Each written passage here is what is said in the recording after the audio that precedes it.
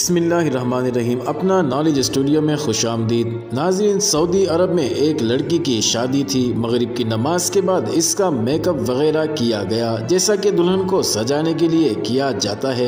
इसी अथना में इस लड़की ने इशा की आज़ान सुनी। इसने नीचे जाने से पहले इशा की नमाज पढ़ना मुनासिब समझा। लड़की ने अपनी माँ से कहा कि मैं वुज़ू करके नमाज पढ़ने लगी हूँ। तो लड़की की माँ हैरत से इसे देखते हुए बोली, क्या तुम पागल हो? मेहमान तुम्हें देखने के लिए इंतजार कर रहे हैं और तुम्हारे मेकअप और बनाओ सिंगार का क्या होगा? ये तो सारा पानी से धुल जाएगा। मैं तुम्हारी माँ हूँ और तुम्हें नमाज ना पढ़ने का हुक्म देती हूँ। और कहा, वल्लाह अगर तुमने अभी वुजू किया तो मैं तुमसे नाराज हो जाऊंगी। बेटी ने कहा, अल्लाह की कसम, मैं यहाँ से तब तक ना जाऊंगी जब तक नमाज अदा ना कर लूँ। मैं किसी को खुश करने के लिए अपने अल्लाह की नाफरमानी नहीं कर सकती। इसकी माँ ने कहा, मेहमान तुम्हें मेकअप के बगैर देखकर क्या कहेंगे? वो तुम्हारा मजाक उड़ाएंगे और तुम किसी को भी अच्छी नहीं लगोगी। लड़की की माँ बात सुनकर मुस्कुराते हुए बोली, आप इसलिए परेशान हो रही हो कि मैं लोगों की नज़र में खूबसूरत नहीं लगूंगी, लेकिन मैं तो अपने पैदा करने वाले की नज़र में खूबसूरत बनना चाहती हूँ। लड़की ने वुजू किया, जिसकी वजह से इसका सारा मेकअप उतर गया, लेकिन इसे मेकअप खराब होने का कोई अफसोस नहीं था